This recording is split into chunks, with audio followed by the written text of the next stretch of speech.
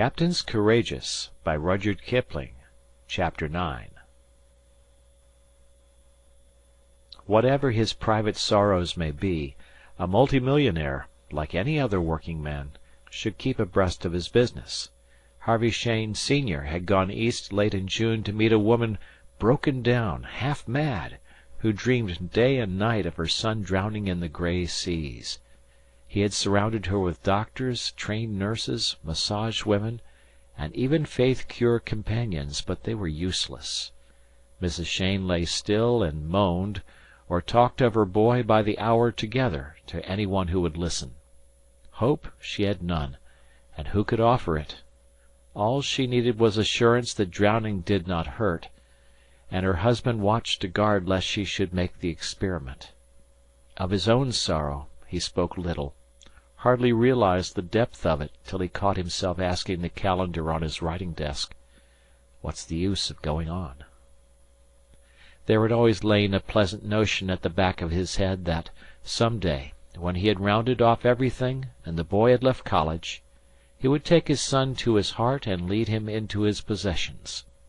Then that boy, he argued, as busy fathers do, would instantly become his companion, partner, and ally, and there would follow splendid years of great works carried out together, the old head backing the young fire. Now his boy was dead, lost at sea, as it might have been a Swede sailor from one of Cheyne's big tea ships. The wife was dying, or worse.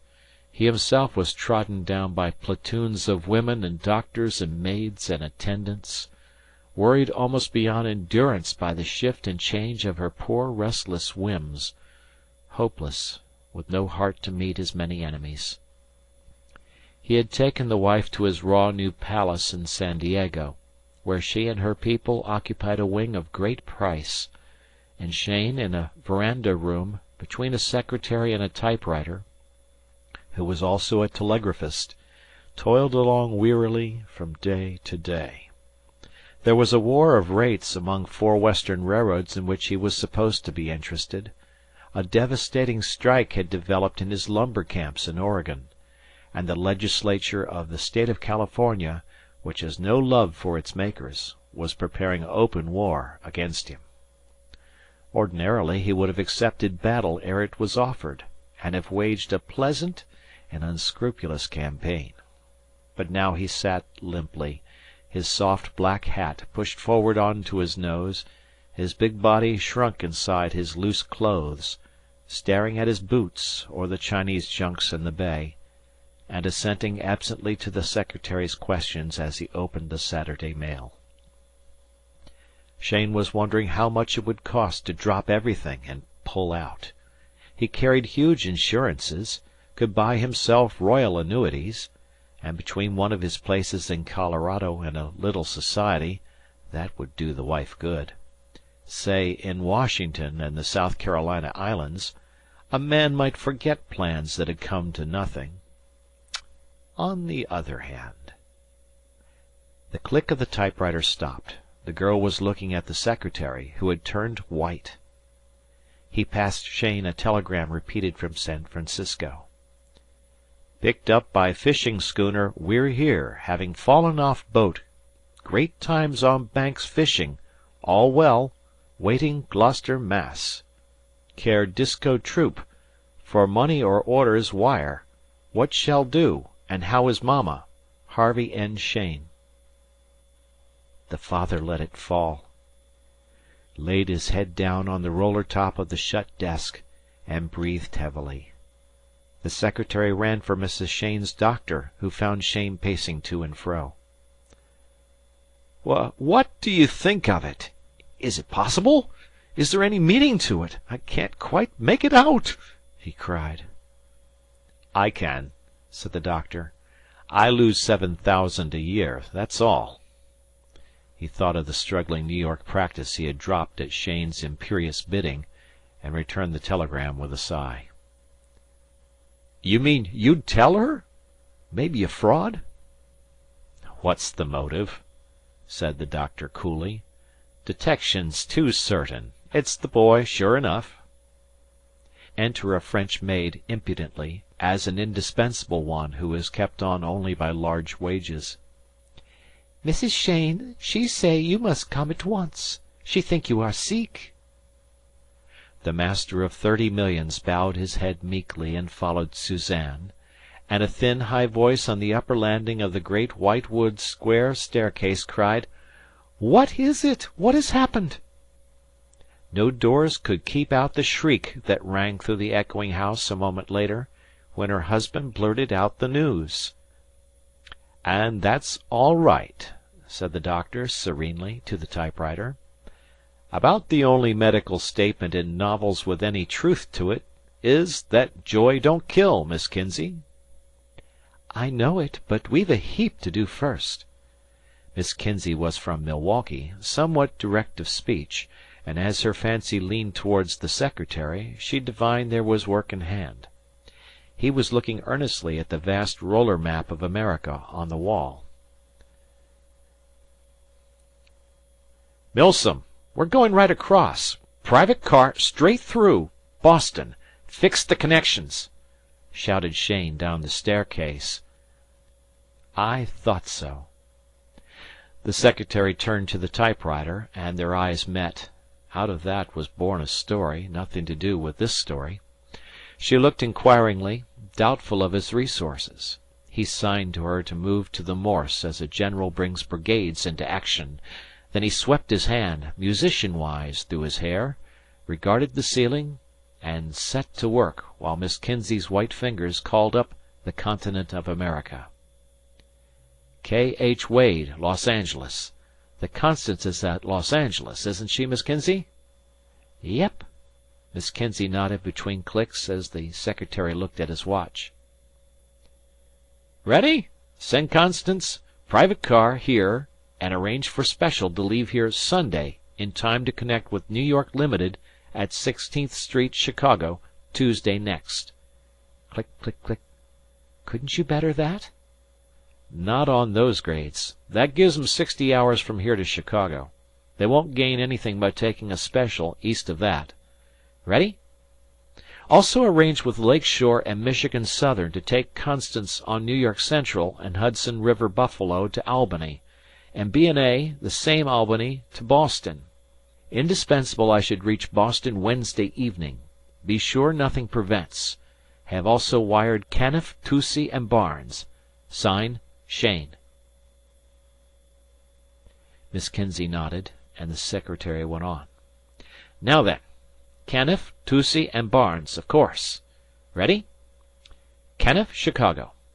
Please take my private car, Constance, from Santa Fe at 16th Street next Tuesday P.M.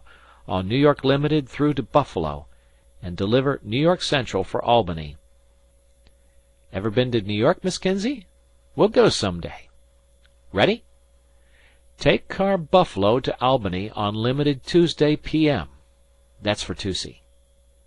"Haven't been to New York, but I know that," with a toss of the head. "Beg pardon. Now, Boston and Albany, Barnes. Same instructions from Albany through to Boston. Leave 3:05 P.M.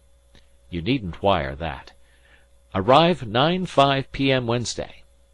That covers everything Wade will do, but it pays to shake up the managers." "It's great," said Miss Kinsey, with a look of admiration. This was the kind of man she understood and appreciated. "'Tisn't bad," said Milsom, modestly. "Now, any one but me would have lost 30 hours and spent a week working out the run, instead of handing him over to the Santa Fe straight through to Chicago." "But see here, about that New York Limited. Chauncey Depew himself couldn't hitch his car to her," Miss Kinsey suggested, recovering herself. "Yes, but this isn't Chauncey. It's Cheyne Lightning. It goes." "Even so. Guess we'd better wire the boy. You'd forgotten that, anyhow." "I'll ask." When he returned with the father's message bidding Harvey meet them in Boston at an appointed hour, he found Miss Kinsey laughing over the keys. Then Milsom laughed too, for the frantic clicks from Los Angeles ran, "We want to know why. General uneasiness developed and spreading." 10 minutes later Chicago appealed to Miss Kinsey in these words: "If crime of century is maturing, please warn friends in time. We are all getting to cover here." This was capped by a message from Topeka, and wherein Topeka was concerned even Milsom could not guess. "Don't shoot, Colonel. We'll come down." Cheyne smiled grimly at the consternation of his enemies when the telegrams were laid before him. "They think we're on the war path. Tell 'em we don't feel like fighting just now, Milsom. Tell 'em what we're going for. I guess you and Miss Kinsey had better come along, though it isn't likely I shall do any business on the road. Tell 'em the truth. For once." So the truth was told. Miss Kinsey clicked in the sentiment while the secretary added the memorable quotation, "Let us have peace." And in board rooms 2,000 miles away the representatives of $63 million worth of variously manipulated railroad interests breathed more freely. Cheyne was flying to meet the only son so miraculously restored to him. The bear was seeking his cub, not the bulls. Hard men who had their knives drawn to fight for their financial lives put away the weapons and wished him Godspeed, while half a dozen panic-smitten tin-pot roads perked up their heads and spoke of the wonderful things they would have done had not Cheyne buried the hatchet. It was a busy week-end among the wires, for, now that their anxiety was removed, men and cities hastened to accommodate. Los Angeles called to San Diego and Barstow, that the Southern California engineers might know and be ready in their lonely roundhouses. Barstow passed the word to the Atlantic and Pacific. The Albuquerque flung it the whole length of the Atchison, Topeka, and Santa Fe management, even into Chicago. An engine, combination car with crew, and the great and gilded Constance private car were to be expedited over those 2,350 miles. The train would take precedence of 177 others meeting and passing. Dispatches and crews of every one of those said trains must be notified. 16 locomotives, 16 engineers, and 16 firemen would be needed, each and every one the best available. 2 1/2 minutes would be allowed for changing engines, 3 for watering, and 2 for coaling. "Warn the men, and arrange tanks and chutes accordingly, for Harvey Cheyne is in a hurry. A hurry, a hurry," sang the wires. 40 miles an hour will be expected, and division superintendents will accompany this special over their respective divisions. From San Diego to 16th Street, Chicago, let the magic carpet be laid down. Hurry, oh, hurry. "It will be hot," said Cheyne, as they rolled out of San Diego in the dawn of Sunday. "We're going to hurry, Mama, just as fast as ever we can. But I really don't think there's any good of your putting on your bonnet and gloves yet. You'd much better lie down and take your medicine. I'd play you a game of dominoes, but it's Sunday." "I'll be good. Oh, I will be good. Only taking off my bonnet makes me feel as if we'd never get there." "Try to sleep a little, Mama, and we'll be in Chicago before you know." "But it's Boston, Father. Tell them to hurry." The 6-foot drivers were hammering their way to San Bernardino and the Mojave wastes, but this was no grade for speed. That would come later.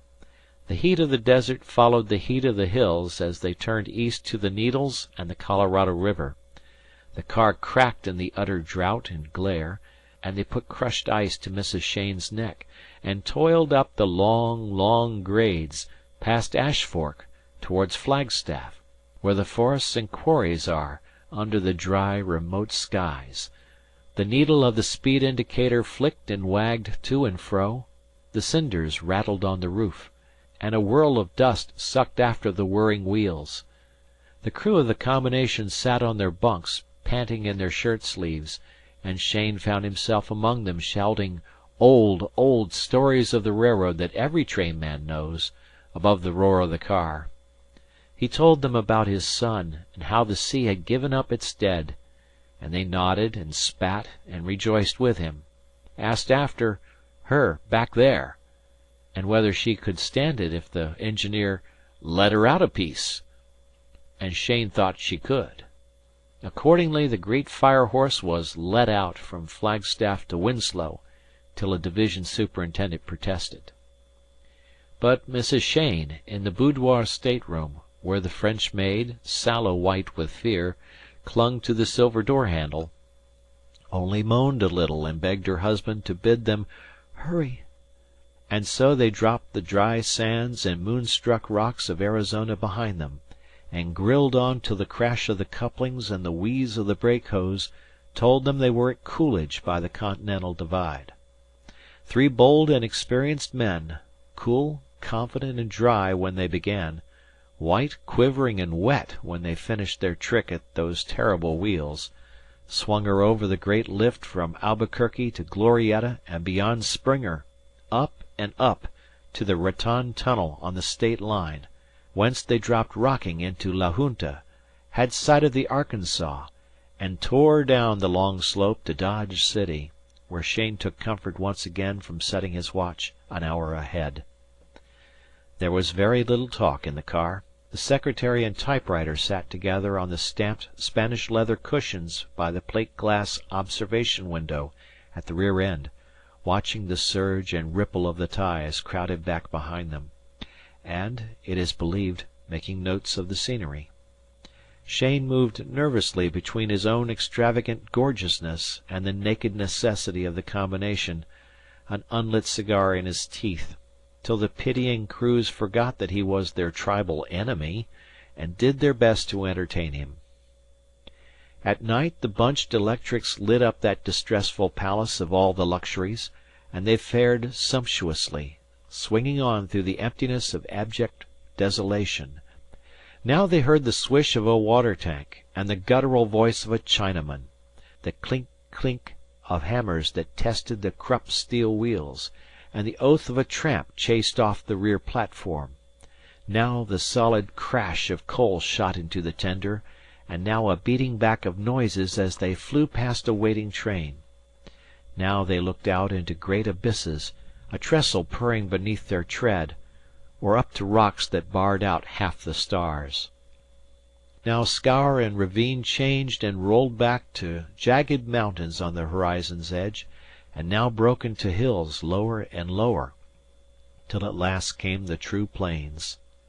At Dodge City an unknown hand threw in a copy of a Kansas paper, containing some sort of an interview with Harvey, who had evidently fallen in with an enterprising reporter, telegraphed on from Boston. The joyful journalese revealed that it was beyond question their boy, and it soothed Mrs. Cheyne for a while.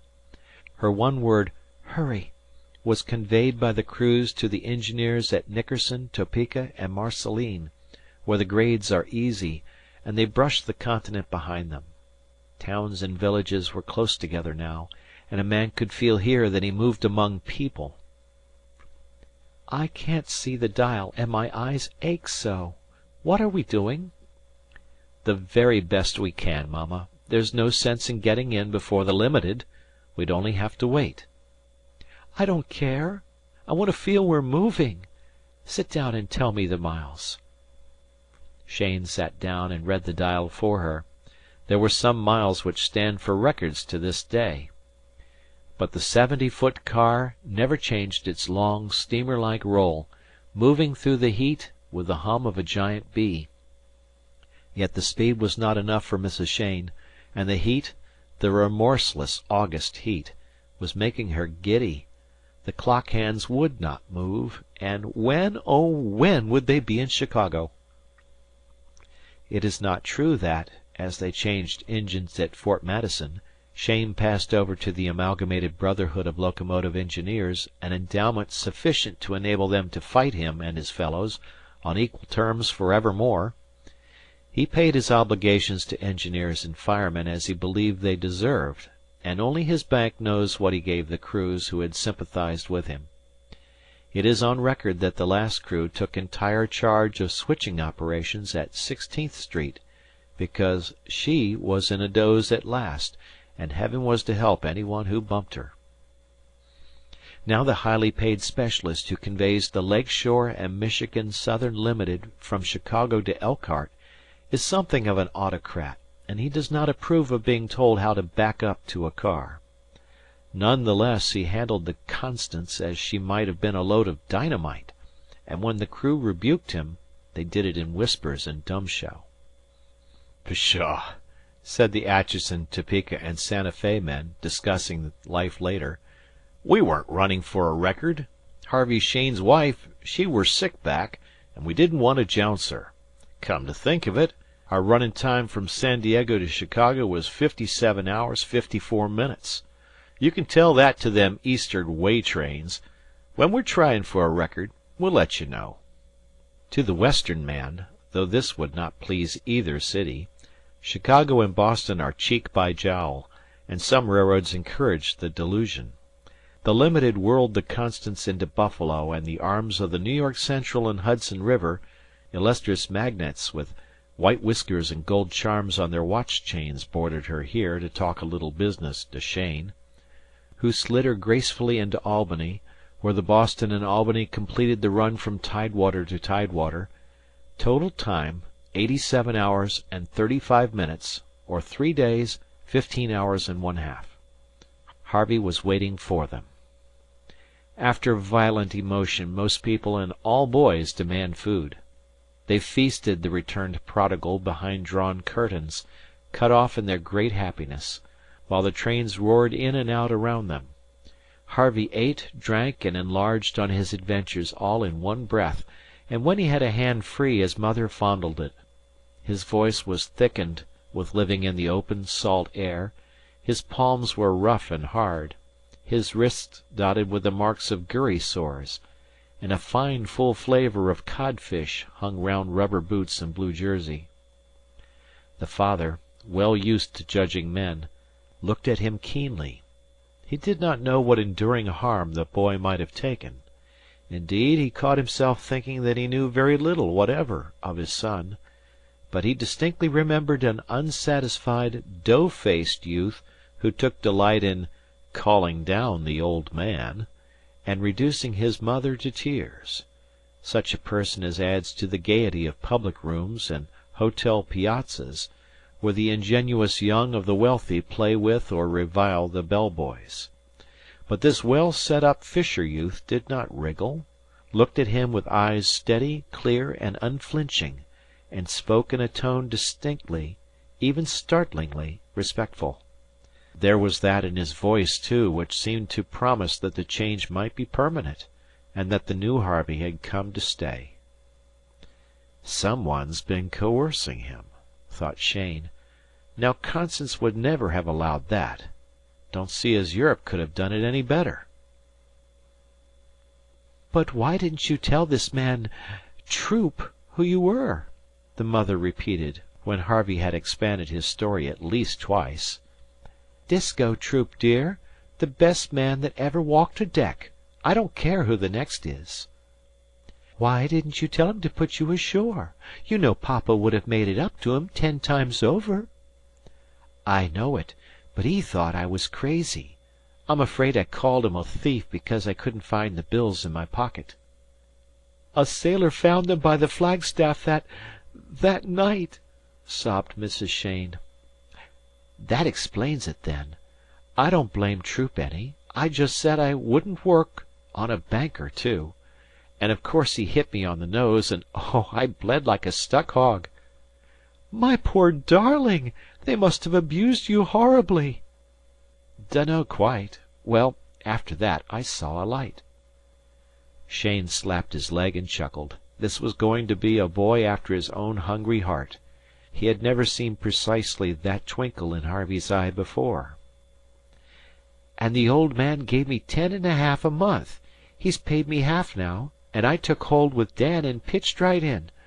I can't do a man's work yet, but I can handle a dory most as well as Dan, and I don't get rattled in a fog much, and I can take my trick in light winds that's steering, dear and I can most bait up a trawl, and I know my ropes, of course, and I can pitch fish till the cows come home, and I'm great on old Josephus, and I'll show you how I can clear coffee with a piece of fish skin, and I think I'll have another cup, please. Say, You've no notion what a heap of work there is in 10.5 a month." "I began with 8.5, my son," said Cheyne. "That's so. You never told me, sir." "You never asked, Harve. I'll tell you about it some day, if you care to listen. Try a stuffed olive."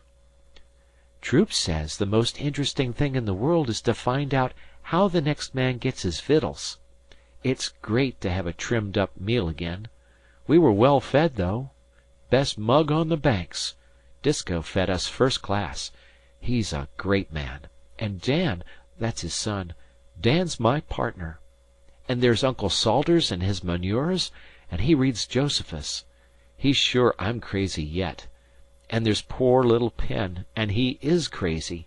You mustn't talk to him about Johnstown because you must know Tom Platt and Long Jack and Manuel. Manuel saved my life. I'm sorry he's a Portuguese. He can't talk much, but he's an everlasting musician. He found me stuck adrift and drifting, and hauled me in." "I wonder your nervous system isn't completely wrecked," said Mrs. Cheyne. "What for, Mama? I worked like a horse, and I ate like a hog, and I slept like a dead man." That was too much for Mrs. Cheyne, who began to think of her visions of a corpse rocking on the salty seas. She went to her stateroom, and Harvey curled up beside his father, explaining his indebtedness. "You can depend upon me to do everything I can for the crowd, Harve. They seem to be good men on your showing." "Best in the fleet, sir. Ask at Gloucester," said Harvey. "But Disko believes still. He's cured me of being crazy. Dan's the only one I've let on to about you, and our private cars and all the rest of it. And I'm not quite sure Dan believes. I want to paralyze him to-morrow. Say, can't we run the Constance over to Gloucester? Mama don't look fit to be moved, anyway, and we're bound to finish cleaning out by to-morrow. Wouverman takes our fish. You see, we're first off the Banks this season, and it's $4.25 a quintal. We held out till he paid it. They want it quick."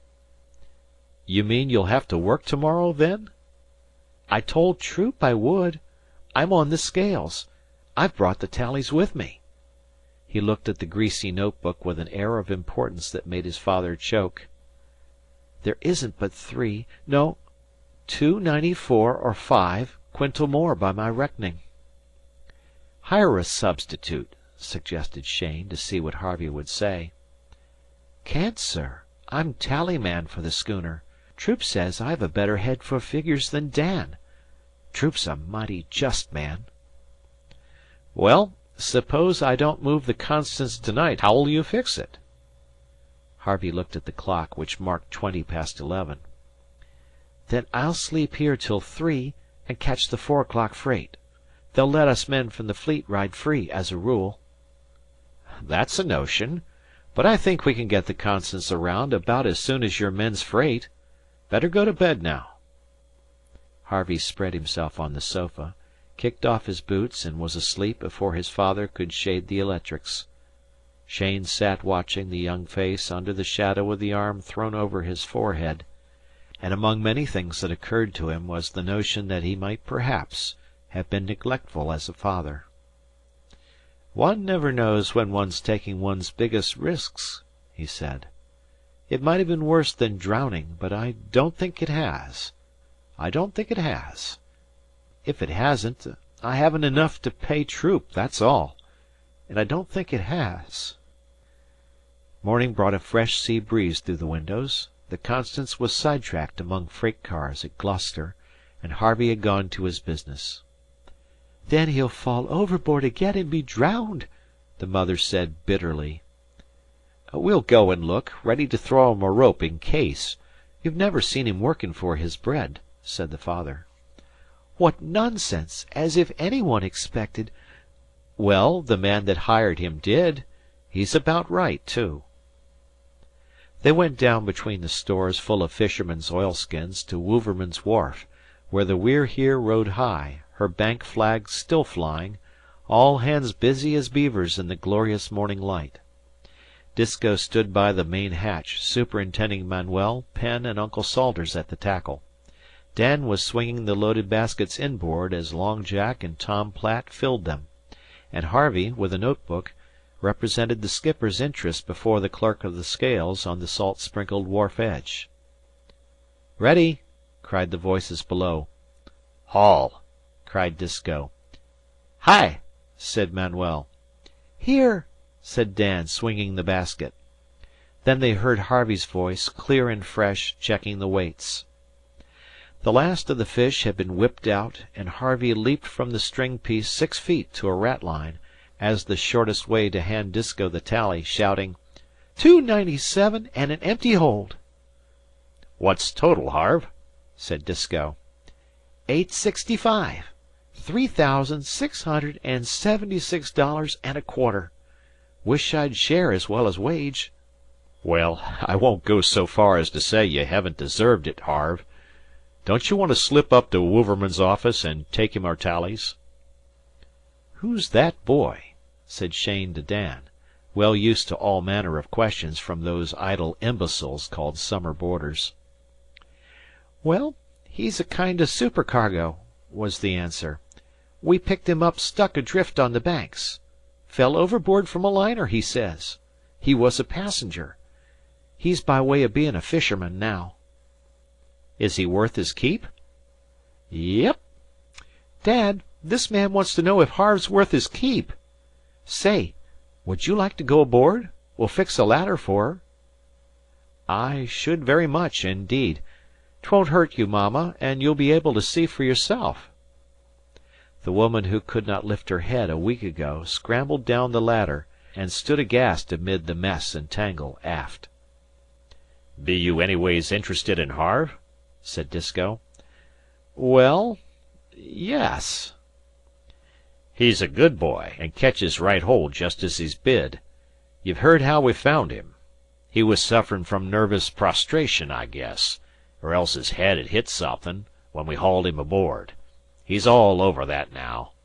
Yes, this is the cabin.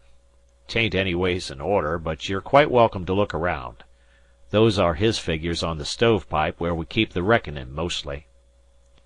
"Did he sleep here?" said Mrs. Cheyne, sitting on a yellow locker and surveying the disorderly bunks. "No.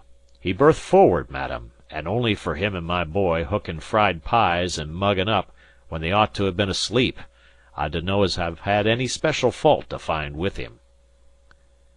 "There warn't nothin' wrong with Harve," said Uncle Salters, descending the steps. "He hung my boots on the main truck, and he ain't over and above respectful to such as knows more'n he do, 'specially about farmin', but he were mostly misled by Dan." Dan, in the meantime, profiting by dark hints from Harvey early that morning, was executing a war dance on deck. "Tom, Tom," he whispered down the hatch. "His folks has come, and Dad hain't caught on yet, and they're powwowing in the cabin. She's a daisy, and he's all Harve claimed he was, by the looks of him." "Holy smoke!" said Long Jack, climbing out covered with salt and fish skin. "D'ye believe his tale of the kid in the little 4-horse rig was true?" "I knew it all along," said Dan. "Come and see Dad mistook in his judgments." They came delightedly, just in time to hear Cheyne say, "I'm glad he has a good character, because he's my son." Disko's jaw fell. Long Jack always vowed that he heard the click of it, and he stared alternately at the man and the woman. "I got his telegram in San Diego 4 days ago, and we came over." "In a private car?" said Dan. "He said you might." "In a private car, of course." Dan looked at his father with a hurricane of irreverent winks. "There was a tale he told us of driving 4 little ponies in a rig of his own," said Long Jack. "Was that true, now?" "Very likely," said Cheyne. "Was it, Mama?" "He had a little drag when we were in Toledo, I think," said the mother. Long Jack whistled. "Oh, Disko!" said he, and that was all. I am mistook in my jedgments. Worse'n the men of Marblehead," said Disko, as though the words were being windlassed out of him. "I don't mind ownin' to you, Mr. Cheyne, as I mistrusted the boy to be crazy. He talked kinder odd about money."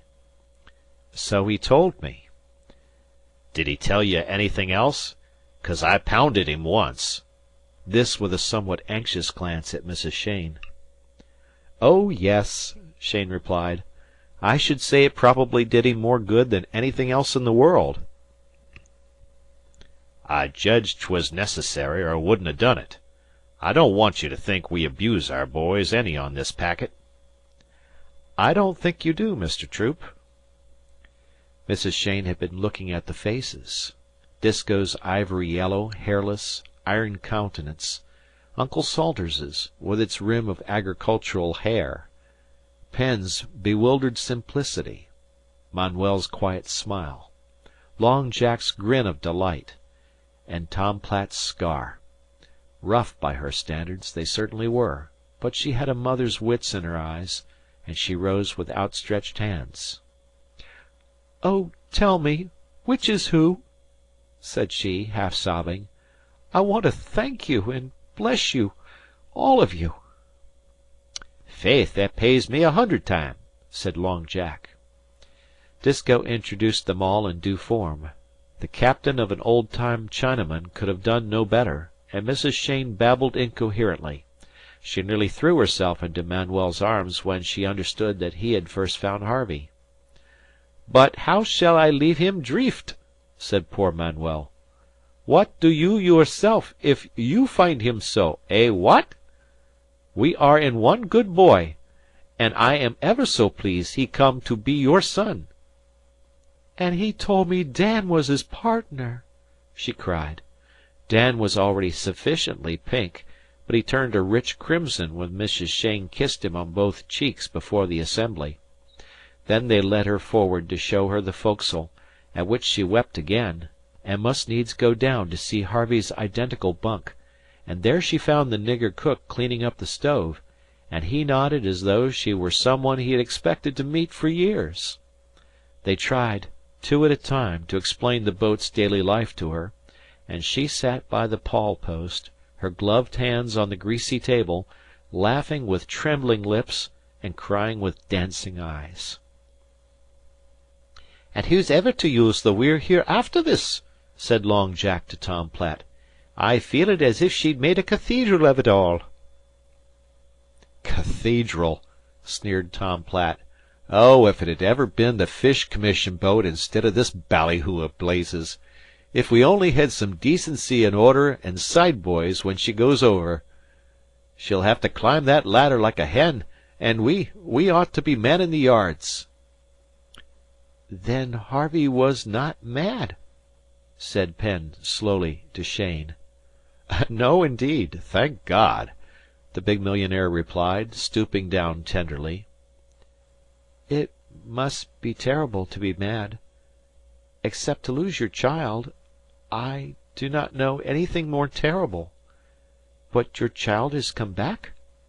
Let us thank God for that." "Hello," said Harvey, looking down upon them benignly from the wharf. "I was mistook, Harve.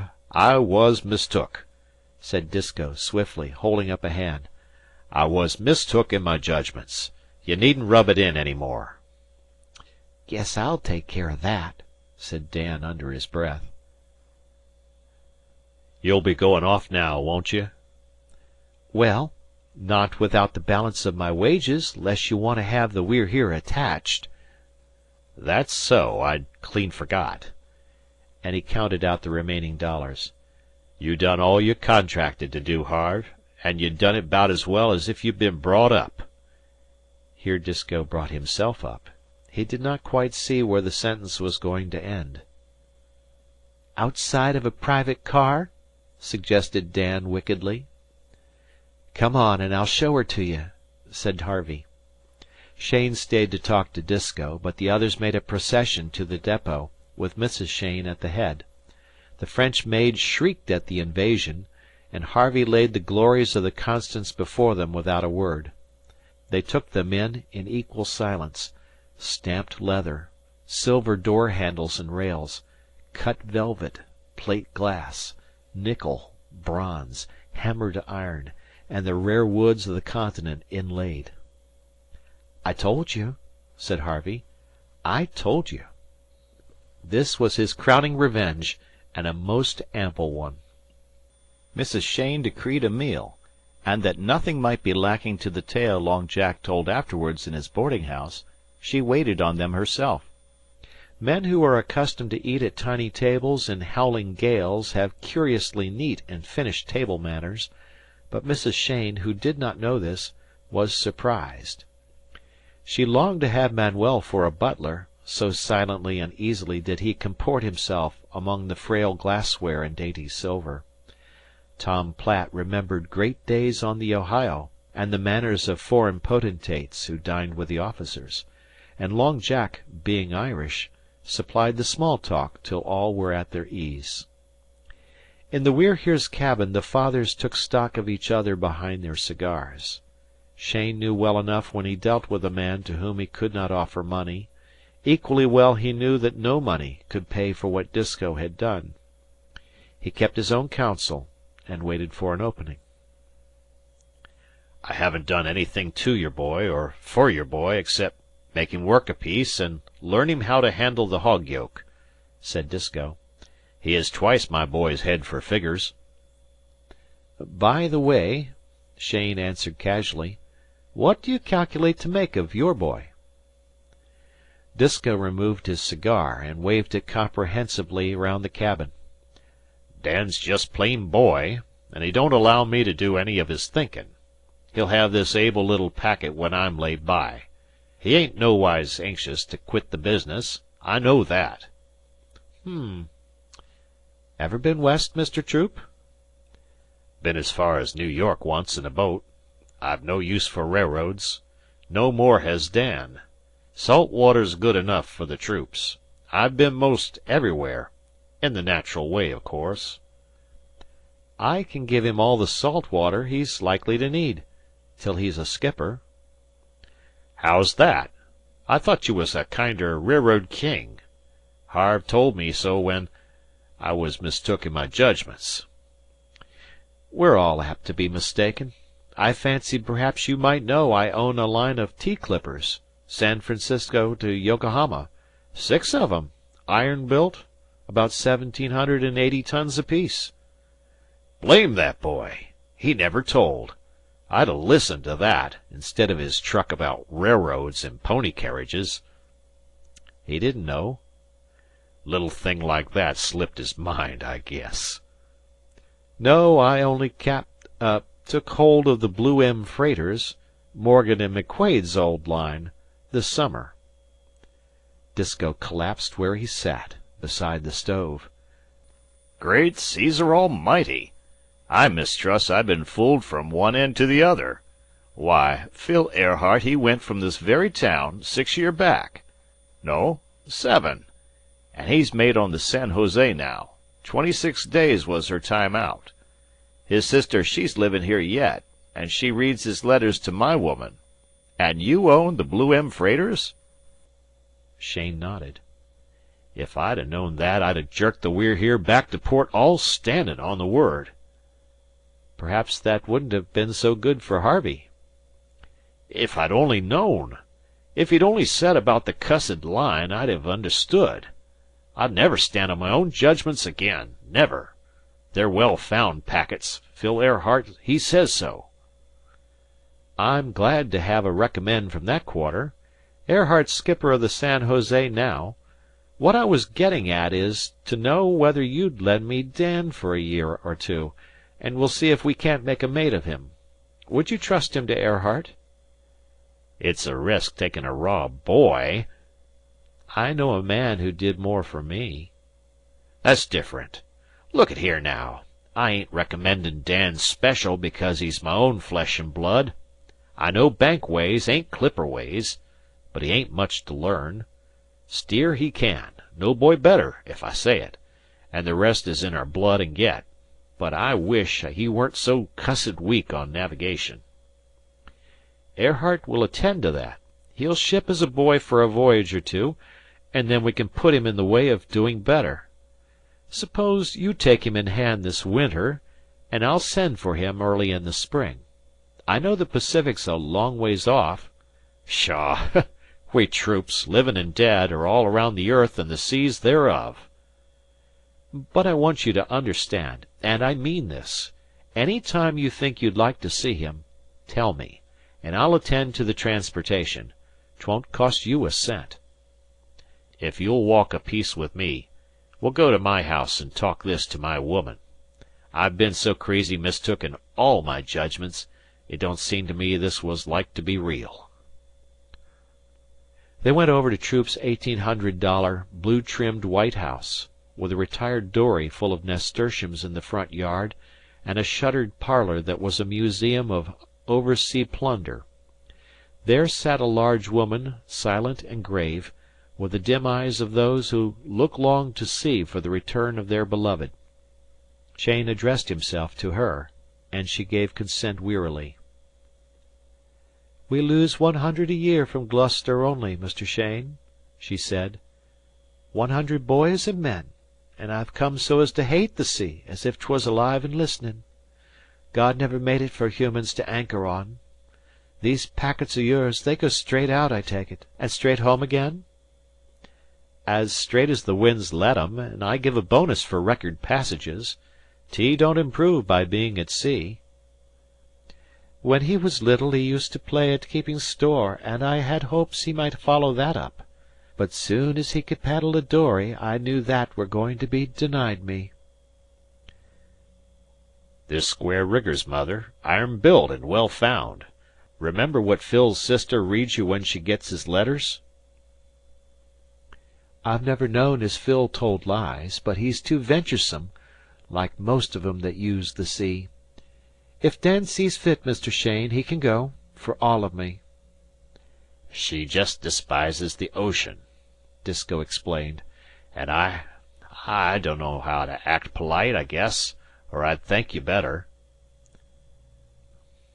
"My father, my own eldest brother, 2 nephews, and my second sister's man," she said, dropping her head on her hand. "Would you care for any one that took all those?" Cheyne was relieved when Dan turned up, and accepted with more delight than he was able to put into words. Indeed, the offer meant a plain and sure road to all desirable things, but Dan thought most of commanding watch on broad decks and looking into far-away harbors. Mrs. Cheyne had spoken privately to the unaccountable Manuel in the matter of Harvey's rescue. He seemed to have no desire for money. Pressed hard, he said that he would take $5, because he wanted to buy something for a girl. Otherwise, "How shall I take money when I make so easy my eats and smokes? You will give a some if I like or no. Eh, what? Then you shall give a me money, but not that way. You shall give all you can think." He introduced her to a snuffy Portuguese priest with a list of semi-destitute widows as long as his cassock. As a strict Unitarian, Mrs. Cheyne could not sympathize with the creed, but she ended by respecting the brown, voluble little man. Manuel, faithful son of the Church, appropriated all the blessings showered on her for her charity. "That let me out," said he. "I have now ver good absolutions for 6 months." And he strolled forth to get a handkerchief for the girl of the hour and to break the hearts of all the others. Salters went west for a season with Penn, and left no address behind. He had a dread that these millionary people, with wasteful private cars, might take undue interest in his companion. It was better to visit inland relatives till the coast was clear. "Never you'll be adopted by rich folk, Penn," he said in the cars, "or I'll take and break this checkerboard o'er your head. If you forget your name again, which is Pratt, you remember you belong with Salter's troop, and set down right where you are till I come fer you. Don't go taggin' around after them whose eyes bung out with fatness accordin' to Scripture." End of chapter.